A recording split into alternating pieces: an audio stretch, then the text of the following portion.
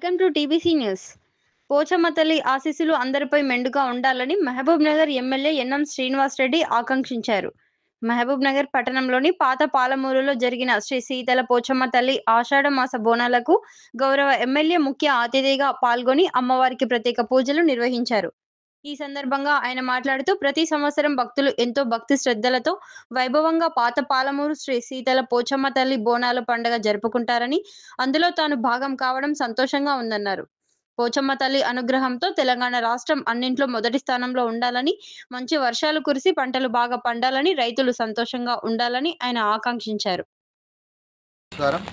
నా పేరు పాతూరు కుమార్, గురుముడివాడు కాంగ్రెస్ పార్టీ నాయకుడిని.